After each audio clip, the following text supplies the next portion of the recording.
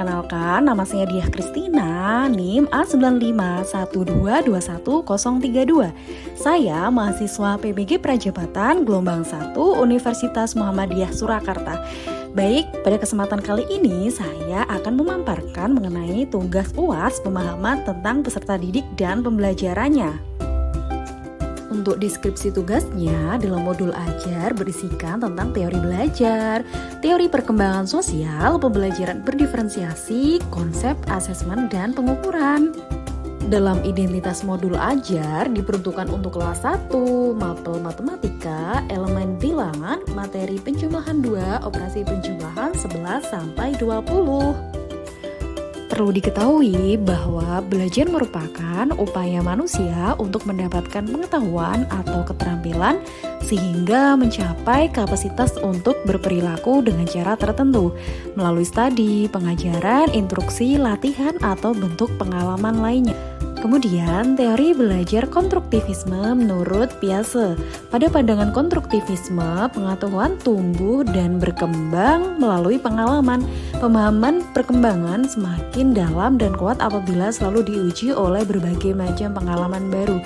Dalam hal ini berarti guru menggali pengetahuan siswa terhadap pengalamannya dalam kehidupan nyata atau pengalamannya dalam kehidupan sehari-hari.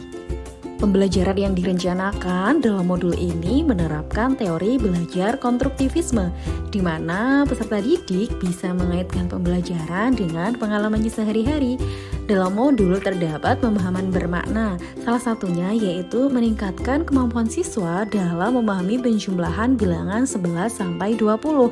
Kemudian meningkatkan kemampuan siswa dalam memahami keterkaitan penjumlahan bilangan 11 sampai 20 dalam kehidupan sehari-hari. Kemudian mengembangkan keterampilan siswa dalam mengoperasikan bilangan 11 sampai 20 melalui benda-benda konkret.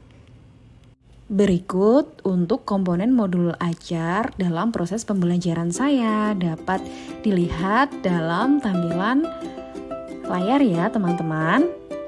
Ada domain elemen, bab materi esensial, capaian pembelajaran, kemudian sampai dengan tujuan pembelajaran. Dapat dilihat sendiri yang terdapat di layar ya. Keterkaitan dalam proses pembelajaran dengan teori belajar konstruktivisme. Coba kita perhatikan sama-sama ya di poin nomor 6 bahwasanya guru memberikan apresiasi dengan menanyakan bagaimana benda bisa bertambah banyak. Kemudian dalam kegiatan inti coba kita perhatikan lagi di poin nomor 8 bahwa peserta didik ini diberikan pertanyaan pemantik kembali oleh guru. Anak-anak, kalian punya buku dan pensil kan tentunya? Jika orang tua kalian membelikannya lagi, maka apa yang terjadi? Kemudian coba kita lihat lagi di nomor 10 bahwa peserta didik mengamati dan mendengarkan cerita melalui PowerPoint yang dijelaskan oleh guru mengenai Zea dan ayah yang membeli permen, snack, dan coklat. Tentunya tadi mulai dari apresiasi, kemudian kegiatan inti, semua tentunya sudah dialami atau terdapat dalam kehidupan nyata oleh siswa atau dialami dalam kehidupan sehari-hari siswa. Berikutnya, teori perkembangan sosial, yaitu perkembangan perilaku anak dalam menyesuaikan diri dengan aturan-aturan masyarakat di mana anak itu berada. Terdapat 5 indikator perkembangan sosial anak. 1. Toleransi terhadap orang lain. 2. Bekerja sama dengan teman. 3. Mudah berinteraksi dengan orang lain. 4. Dapat mengenali dirinya sendiri. Dan 5. Mulai dapat berimajinasi. Keterkaitan proses pembelajaran dengan teori perkembangan sosial anak, di mana dalam sintak kedua yaitu peserta didik diarahkan untuk membentuk kelompok dan guru memberikan lembar kerja peserta didik yang diselesaikan secara kelompok. Siswa dapat bekerja sama dengan kelompoknya masing-masing agar dapat menyelesaikan tugas yang diberikan oleh guru. Dalam proses pembelajaran, saya juga menerapkan pembelajaran berdiferensiasi. Perlu diketahui bahwa pembelajaran berdiferensiasi adalah pembelajaran yang mengakomodir kebutuhan belajar murid, di mana guru memfasilitasi murid sesuai dengan kebutuhannya, karena setiap murid memiliki karakteristik yang berbeda, sehingga guru tidak bisa memberikan perlakuan yang sama. Guru memberikan keleluasaan siswa untuk meningkatkan potensi sesuai dengan kesiapan belajar, minat, dan profil belajar siswa. 4 aspek yang perlu diperhatikan dalam pembelajaran berdiferensiasi. Yang pertama, konten atau materi. Yang kedua, proses. Yang ketiga, produk. Yang keempat, lingkungan belajar. Implementasi pembelajaran diferensiasi dalam proses pembelajaran. Saya memetakan siswa sesuai dengan gaya belajarnya. Gaya belajar siswa dibagi menjadi 3, visual, auditori, dan kinestetik. Dalam proses pembelajaran, saya memberikan materi melalui PowerPoint yang berisi video, gambar, suara, agar memfasilitasi siswa dalam proses pembelajaran. Dalam proses pembelajaran, saya juga memfasilitasi siswa untuk bergerak menggunakan benda-benda konkret dalam menyelesaikan masalah penjumlahan 11-20 yang saya berikan. Dalam mengerjakan LKPD, siswa mengerjakan di tempat duduknya masing-masing secara berkelompok. Siswa difasilitasi untuk mengamati gambar yang ditayangkan melalui proyektor. Siswa juga bergerak mencoba menggunakan media sedotan yang dimasukkan ke gelas sesuai dengan penjumlahan 11-20. Hal ini sesuai dengan gaya belajar siswa, yaitu visual, auditori, dan kinestetik.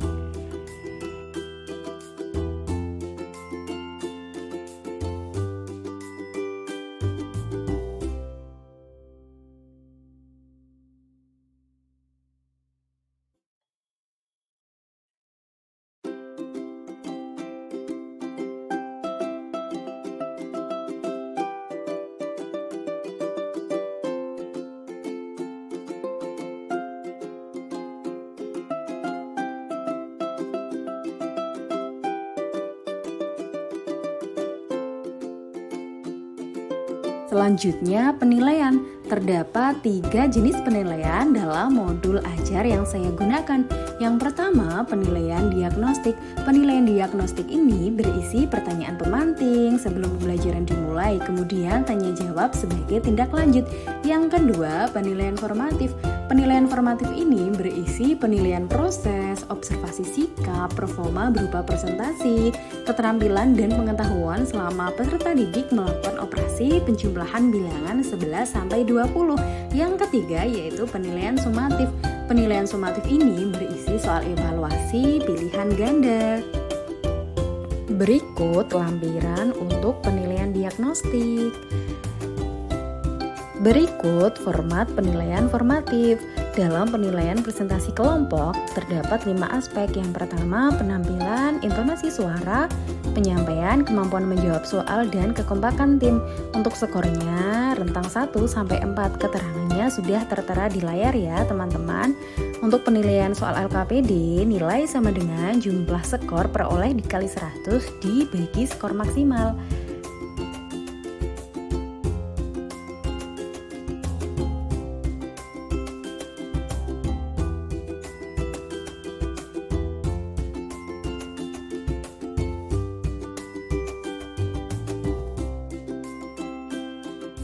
Kemudian penilaian sumatif. Dalam pembuatan soal sumatif ini, kita harus membuat kisi-kisi soalnya terlebih dahulu yang disesuaikan dengan tujuan pembelajaran dalam modul ajar agar soal dan kisi-kisinya sinkron dengan modul ajar yang kita buat. Yang terakhir, rencana tindak lanjut. Terdapat rencana pengayaan dan rencana remedial. Rencana pengayaan diberikan kepada peserta didik yang mempunyai nilai di atas rata-rata dan mencapai pembelajaran. Rencana remedial diberikan kepada peserta didik yang belum memenuhi target pembelajaran.